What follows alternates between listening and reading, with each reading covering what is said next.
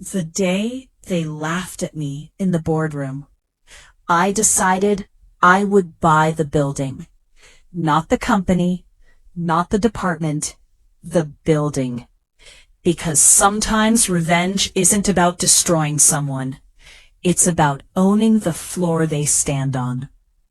I joined Kessler Dynamics as a mid-level analyst. Quiet role, heavy workload, no spotlight. But I understood numbers better than most executives understood their own egos. For 3 years, I built a predictive model that identified acquisition risks before they happened. It saved the company millions during market swings. But it wasn't flashy. And flashy is what my division head, Monica Reeves, loved. Monica believed in bold moves, aggressive expansion, public confidence. She didn't believe in cautious projections. She believed in headlines. One morning she called a board presentation.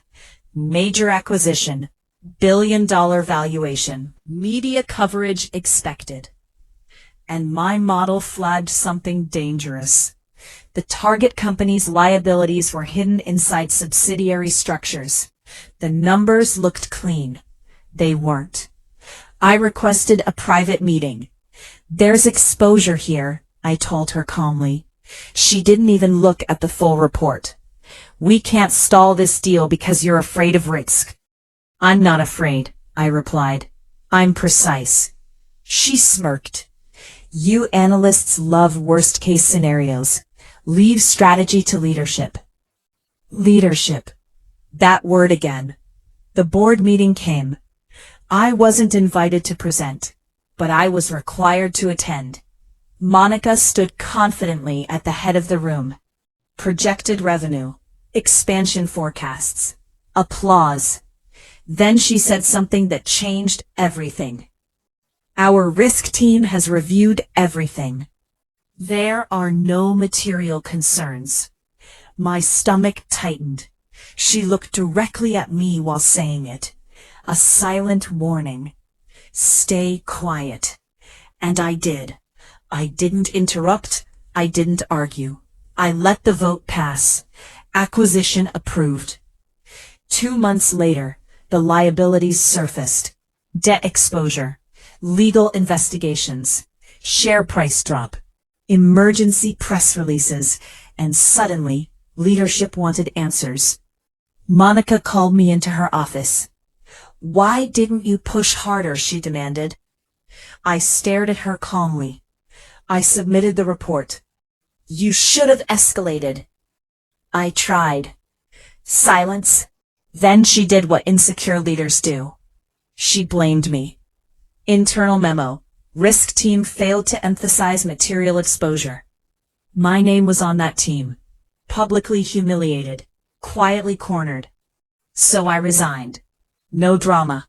No angry emails. Effective immediately. Everyone thought I lost. They were wrong. Because here's what Monica didn't know. While working on predictive risk models, I wasn't just analyzing their acquisitions. I was building my own fund. Private. Small at first. Backed by 2 silent investors who trusted my precision. And when Kessler Dynamics stock collapsed after the scandal, we bought. Not aggressively, strategically, through layered holdings. Quiet accumulation. Boardroom seats aren't always earned through promotions. Sometimes they're purchased. 6 months later, the company faced liquidity issues. They needed capital injection. Fast. Guess which fund had available liquidity? Mine. Emergency board meeting. New investor presentation. And when I walked into that same boardroom, the laughter was gone. Pale. The chairman introduced me formally. Representative of Axiom Strategic Holdings. That was my fund. I sat at the opposite end of the table this time, not as analyst, as capital. Monica tried to maintain control. We appreciate your interest, she said stiffly. I nodded politely. Our interest depends on governance restructuring. The room stiffened.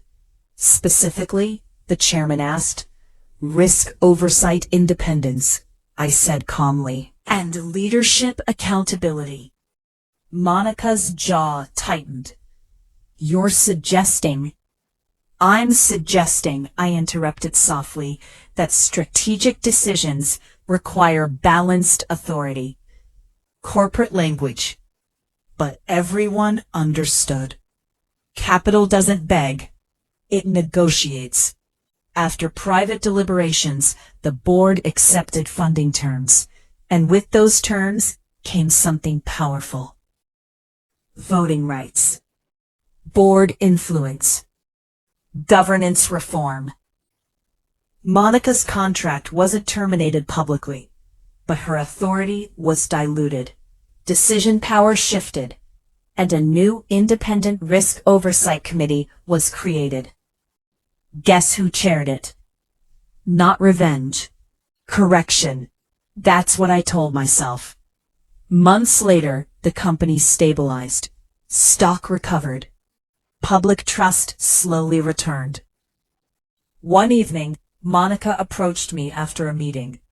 You planned this, she said quietly. Head. I prepared for outcomes.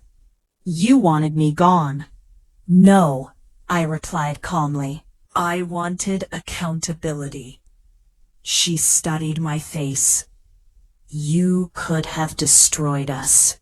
I leaned slightly closer. I didn't buy the company. She frowned. I bought influence. There's a difference. A year later, leadership restructuring was announced. Monica transitioned into an advisory role. Graceful exit. Public appreciation statement. Private understanding. When I finally stood alone in that boardroom one evening, I looked around the room where they once laughed. I didn't feel anger. I felt balance. They dismissed precision as fear. They mocked caution as weakness. They blamed me when risk became reality. So I didn't argue. I didn't fight. I built. Because sometimes the strongest revenge isn't exposure. It's ownership.